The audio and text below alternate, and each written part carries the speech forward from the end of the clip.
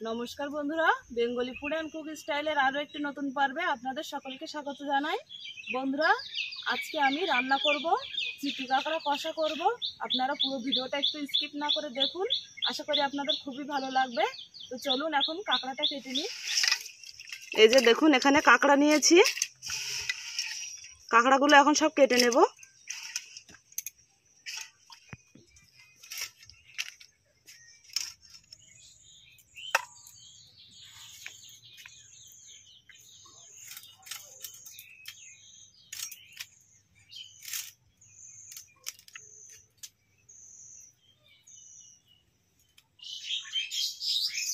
সব কাঁকড়াগুলো কিন্তু আমি এরকম ভাবে কেটে নিচ্ছি।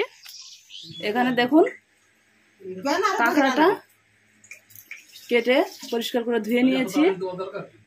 এখানে মশলা নিয়েছি, পেঁয়াজ বাটা, জিরা আর মরিচ বাটা, আদা বাটা, রসুন বাটা আর কাঁচা লঙ্কা বাটা। এই মশলা দিয়ে আজকে কাঁকড়াটা রান্না করব। কড়াইটা গরম হয়ে গেছে, এখন সর্ষের তেল দিয়ে দিচ্ছি।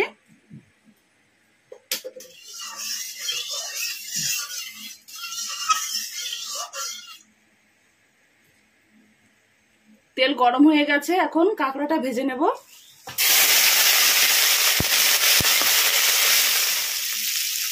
দিয়ে দিচ্ছি লবণ, হলুদ গুঁড়ো,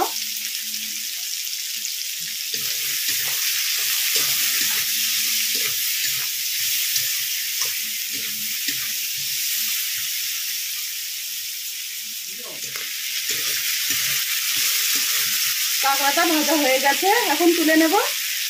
কাঁকড়াটা নামিয়ে নিয়েছি। ওই তেলের মধ্যে আরেকটু তেল দিয়ে দেবো। তেল গরম হয়ে গেছে, তেলের মধ্যে ফোড়নে দিয়ে দিচ্ছি গোটা জিরে, দিয়ে দিচ্ছি পেঁয়াজ বাটা, রসুন বাটা, আদা বাটা, জিরা আর মরিচ বাটা, কাঁচা লঙ্কা বাটা। সব মশলাগুলো খুব সুন্দরভাবে কষিয়ে নেব। মশলাটা কিছুক্ষণ কষিয়ে নিয়েছি। এবারে এর মধ্যে পরিমাণ মতো লবণ দিয়ে দিচ্ছি, হলুদ গুঁড়ো। মশলাটা কষানো হয়ে গেছে, এখন ভেজে রাখা কাঁকড়া দিয়ে দিচ্ছি।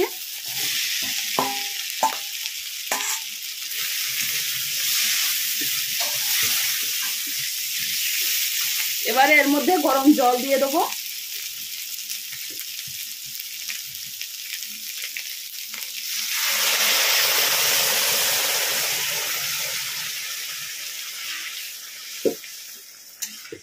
এবারে এটা কিছুক্ষণের জন্য ঢাকা দিয়ে দিচ্ছি। ঢাকনাটা খুলে নিয়েছি। এবার এইভাবেই 5-6 মিনিট ফুটিয়ে নেব, তাহলে রান্নাটা হয়ে যাবে। কাঁকড়াটা আমি বেশ কিছুক্ষণ ফুটিয়ে নিয়েছি, এটা হয়ে গেছে, এখন নামিয়ে নেব। কাঁকড়াটা রান্না করা হয়ে গেছে, একটা পাত্রে নামিয়ে নিয়েছি।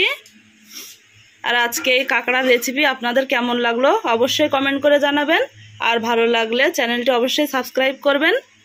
নমস্কার।